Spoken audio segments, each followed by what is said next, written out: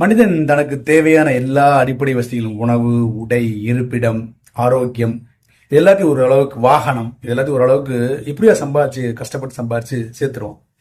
ஆனா அவனுக்கு கிடைக்காத ஒரு விஷயம், அவன் ஏங்கி தவிக்கக்கூடிய ஒரு விஷயம் 100% மனிதர்கள் விருப்பம் கூட சொல்ல முடியாது ஏக்கம். அந்த ஏக்கம் எப்படின்னா, தன்னை யாராவது பாராட்ட மாட்டாங்களா, ஒரு அப்ரிசியேஷன், ரெகக்னேஷன், ரிவார்டு, அவார்டு என்னவெல்லாம் சொன்னீங்களா அது பேர், அதுக்கு மட்டும் மனிதன் ஏங்கிக்கிட்டே தான் இருப்பான். யாராவது என்னை பாராட்ட மாட்டாங்களா அப்படின்ற ஒரு இயக்கம் இருந்துகிட்டே இருக்கும்.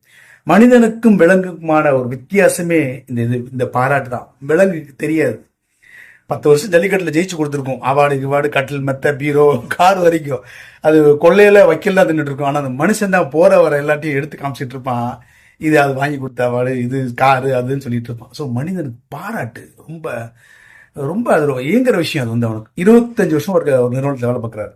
அவருக்கு எல்லா அந்த நிறுவனம் கரெக்டாக சம்பளம் கொடுத்துரு. 1 கிளீனாக சேலரி, இன்க்ரிமெண்ட், போனஸ் எல்லாம் வந்துருது. அவருக்கு எந்த பிரச்சனையும் இல்லை. ஆனால் வெளிநாட்டில் இருக்கிறாரு அந்த பாஸ்.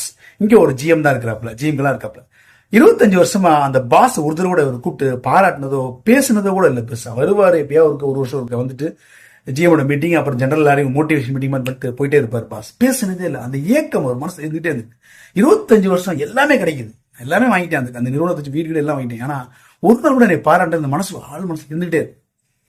ஒரு தடவை கார் வாங்குறாரு. அந்த கும்பல விழும் போது இஎம்ஐல கார் வாங்கிறாரு, வீட்டு சேவைக்கு கார் வாங்கிறாரு. அப்போ அந்த கார் எடுத்து ஒரு நாள் ஃபர்ஸ்ட் டைமா போறாரு, புதுசாக அவங்க காரை வாங்கிட்டு ஆஃபீஸ் போறாரு. தற்செயலா அன்னைக்கு சர்ப்ரைஸா அவங்க பாஸ் வந்துடுறாரு.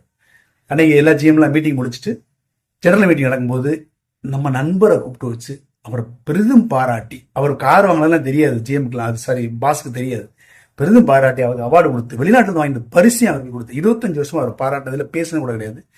கம்பெனியில் ஒரு நிறுவனத்தில் முக்கியமான ஒரு ஆள், நிறுவனத்தை வளர்ச்சிக்கு ரொம்ப உதவி இருக்கிறதுல அவர் பாராட்டி பேசினார்.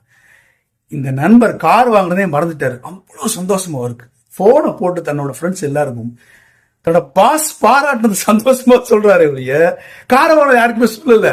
ஒரு 15 பேர் தான் கார் வாங்கினதே தெரியுது, அதை சொல்லலையே, அதை நான் மறந்துட்டேன், சுத்தமாக ஞாபகத்துல இல்லை. ஒரு மனுஷனுக்கு பாருங்க, கார் வாங்கினதோட ஒரு பொருளோட ஒரு சக மனிதன் பாராட்டு. ஸோ பாராட்டு எல்லாரையும், கூட ஒர்க் பண்றவங்கள, கீழே வேலை பார்க்குறவங்கள, நிறுவனத்தில் வேலை பார்க்குறவங்கள, வீட்டில் இருக்கவங்கள, அம்மா, மனைவி, குழந்தைங்க நல்ல டிஷ் பண்ணுங்களா, மனைவியோ அம்மாவோ ஒரு முத்தம் கொடுங்க. பாராட்டு மகளையும் சாதாரண சூப்பர் நைஸ் குட்னு சொல்லாம ஒரு சந்தோஷத்துல பாராட்டுங்க. உங்களோட ஆனந்த கண்ணீர் மூலமா பாராட்டுங்க அவங்களுக்கு. அந்த பாராட்டு அவங்க வாழ்க்கையில மறக்கவே மாட்டாங்க. ஸோ பாராட்டு ரொம்ப முக்கியம். பாராட்டுங்கள், எல்லாரையும் பாராட்டுங்க. நல்ல சிந்தனை இப்போ நம்பிக்கை வளர்ப்போம். நன்றி.